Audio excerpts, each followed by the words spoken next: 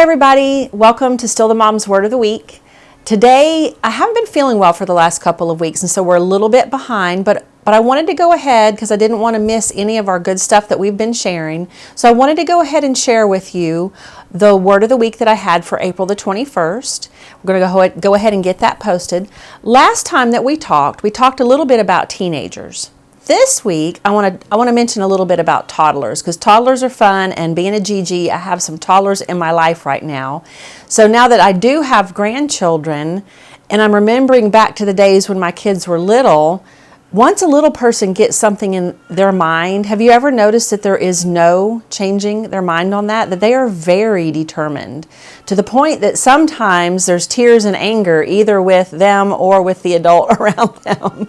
But honestly, I think there's a lesson for we adults in this determination in children.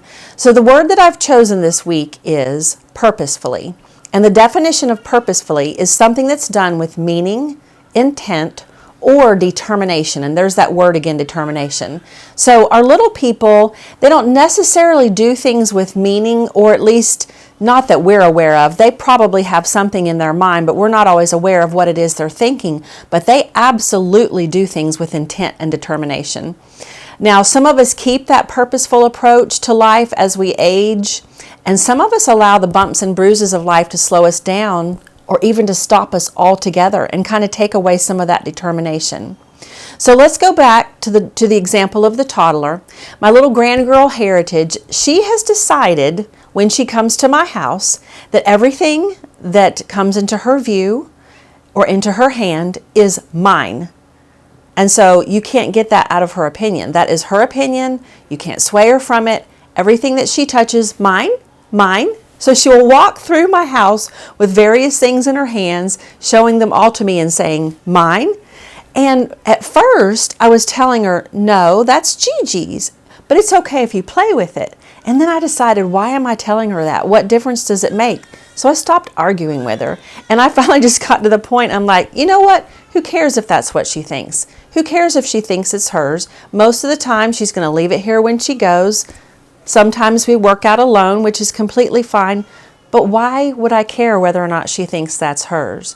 Now, I've got this hairbrush that was mine when I was a little girl, and that is one of her favorite things. When she comes over, she knows right where it's at in the bathroom, in the drawer, and she'll walk in, hairbrush, and I'll get the hairbrush out and I'll hand it to her, and she'll walk through the house, mine, and she grabs the hairbrush, and it's the cutest thing. And now I just laugh. I don't care if she thinks it's hers. Another thing that we have here at the house that Heritage loves to play with is my grandmother's 1930s couch.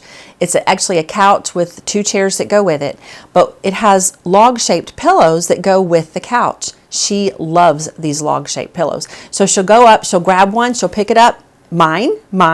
So this is hers, the hairbrush is hers. Any other thing that she finds that looks like fun, it's hers. I also have some puppets that stay in what I call the Gigi bag, and Heritage knows about the Gigi bag. It's something I put a few toys in, and when I go to her house, I take the Gigi bag with me, and it has some special toys in it. The puppets that are in there is 4 puppets, and her favorite puppet that's in there is Toby. If you don't know, with Heritage, every horse is named Toby. So when I come over, the first thing she asks for, if it's not the pig, and to ask for the pig, she goes, but to ask for Toby, she'll say, Toby. And of course, Toby is also hers. So she has borrowed Toby before, and that's okay. But one thing I've decided, that instead of me arguing with her, I'm going to allow her determination to stay intact. And that's why I made that decision, is because I really hope that she's going to keep that trait throughout her lifetime. One thing I know, the Wheeler women, the Kerr women, and now the Jeffries women, is one thing I know about us is that there is no danger in us losing that trait of determination. It's something that's been passed down from generation to generation. So what about you? Would you describe yourself as someone who's more purposeful, or do you feel like you're kind of go with the flow? And I think you can be a combination of both, because as with anything, there are hills that we choose to die on, quote unquote, and then there are other hills that it's worth letting somebody else be the king or queen of that hill. So you may be a combination of the two. My personality, I have kind of two sides to it. I do tend to be very purposeful. I like to do things with reason, but I also like to have a lot of fun. So I like to add in color and I like to add in humor. Even humor to me is purposeful because I love to make people laugh. And so I will intentionally say things for the reason of making someone laugh. So everything that I do, I realize that I do it with a reason because I realize that there's going to be a cause and then there's going to be an effect. And so if I choose to do this thing here, I'm pretty sure the outcome is going to be that. Now there are times when we don't know that for sure, but I know if I make a different choice that the outcome is going to be different. So the outcomes are different based on the choices that I make. For example, if I want to make friends, then I'm going to have to make time for friendships. If I want to understand God's Word, I'm going to have to read it. I'm going to have to digest it, meditate on it, think about it. If I want to stay at a healthy weight, guess what? I'm going to have to make healthy food choices. And that is not always fun. But maybe in some ways, purposeful and disciplined are similar. Now, on the other side, have you ever done something just because? You did it just without thinking? Well, how did that turn out? Sometimes it likely didn't make a huge ripple in your life, but then again, there are times when our decisions, when they're not well thought out, they can really make for some terrible consequences. When I'm being purposeful, if I want this result here, I need to make this type of choice. And in that regard, we should always be thinking ahead. It's kind of like a chess game. That said, I want you to know something. God sees what each of our decisions will affect in our life, even if we don't see it. I remember when my parents moved back to Tennessee in about 2006, they were trying to decide whether to stay in North Carolina with my brother and his family or to move to Tennessee for their final years because they were getting older. And as my dad and I talked about it, we decided we were going to pray about it separately, and both of us heard the same thing. So when we came back together to talk about it, what we heard from the Lord was, you make the decision on what you want to do, and I will bless you either way. That meant that the decision was up to my parents on what they wanted to do.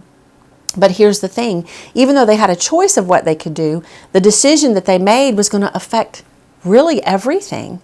It would affect who they met, who influenced their lives, and whose lives they were going to be able to influence. It turns out that several things were affected.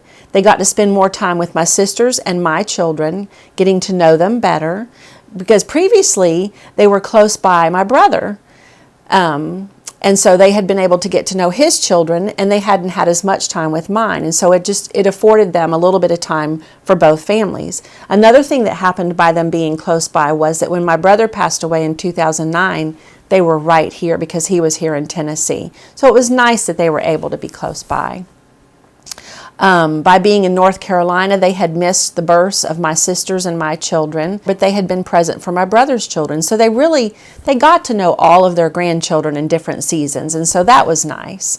Neither of these scenarios is bad or conversely better than the other. They're just different, and I think God knew that. I think that's why God allowed them to make a choice. There's something that fascinates me. God sees my life from the beginning to the end. When I'm born, He already sees the choices I'm going to make, the decisions I'm going to make out of all the thousands of possibilities. And I have the free choice to make those decisions, but He knows what the outcomes are going to be. And the great thing is, because He loves me, He allows me to make choices. Some of my choices are going to lead in good, positive directions, and some are going to lead in negative directions, but He allows them anyway. So I guess the whole topic boils down to realizing that we really are here for a relatively short time period in history, and that all of us want our lives to matter, and we want to leave a legacy when we move on into eternity. So what kind of legacy are you building? What are you spending your time doing? Are you reading to your kids and your grandkids? Or are you spending a ton of time watching television?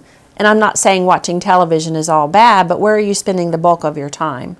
Or are you sitting in your house all day in front of a computer?